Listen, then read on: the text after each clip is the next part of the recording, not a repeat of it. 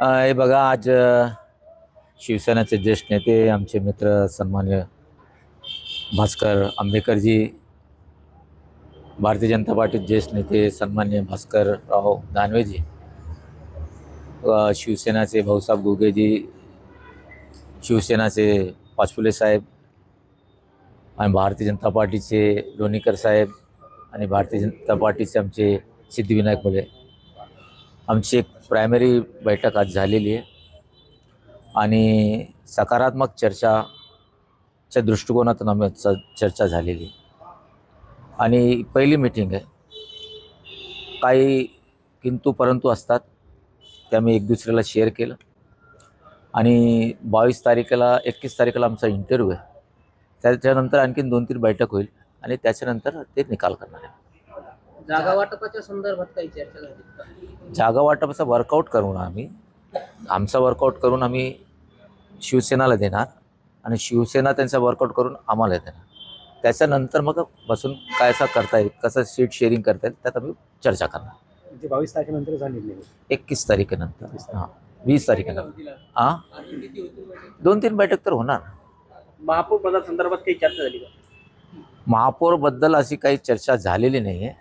त्यांच्याकडून पण सकारात्मक होईल की आमच्याकडून सकारात्मक आहे की ज्याचे जास्त येईल, जर कदाचित शिवसेनाचे जास्त येईल तर शिवसेनाचा महापौर राहील, कदाचित भारतीय जनता पार्टीचे जास्त येईल तर भारतीय जनता पार्टी महापौर, असं एक प्राथमिक चर्चा झालेली. महायुतीच्या नेत्यांची किंवा स्थानिक नेत्यांची बैठक घेण्यासाठी लवकरच चंद्रशेखर बावनकुळे जालना दौरा होणार अशी देखील नाही नाही, महायुतीचा नाही आहे, ते फक्त भारतीय जनता पार्टीचे नेत्यासाठी येणार आहे, ते चर्चा करणार आहे. नाही, आता दोन्ही पक्षांनी एक वर्कआउट करायचं, एकूण जागा किती आहेत आणि कुठल्या कुठल्या प्रभागामध्ये आपल्याला काय करता येईल युती करण्याच्या संदर्भामध्ये अत्यंत सकारात्मक चर्चा झाली आणि या सकारात्मक चर्चेतूनच हे ठरलं आहे की आपण पुन्हा एकदा बसायचं आणि ते पूर्ण वर्कआउट केल्यानंतर बसायचं.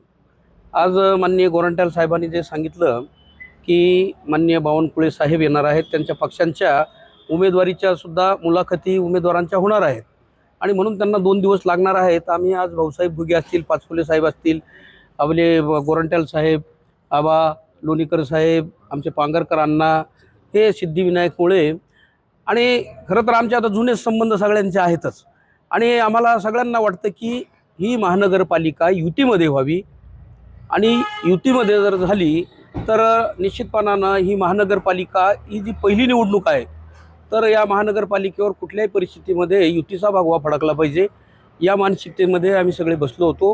परंतु आता शेवटी वर्कआउट केल्याशिवाय म्हणजे आपल्याला अंतिम याच्यापर्यंत येता येणार नाही आणि म्हणून पुन्हा बैठका होतील आणि त्यामध्ये निर्णय होईल.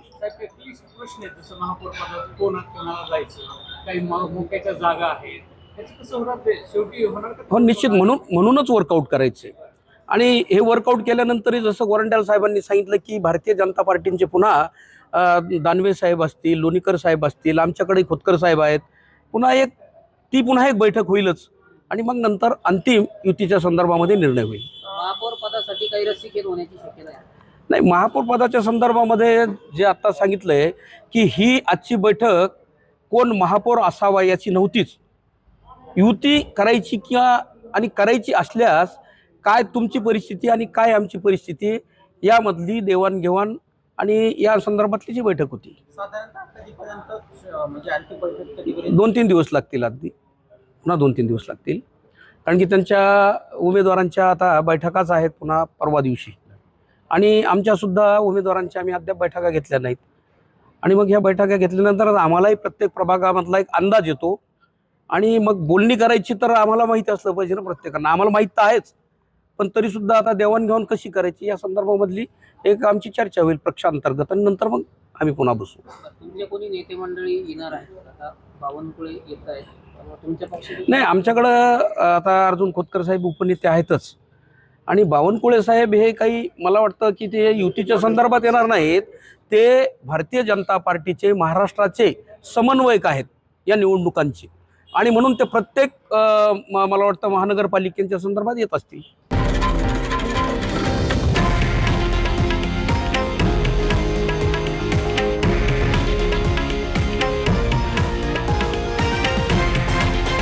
हे आहे देशातील नंबर 1 न्यूज नेटवर्क आणि आपण पाहत आहात TV9 मराठी, एकमेव.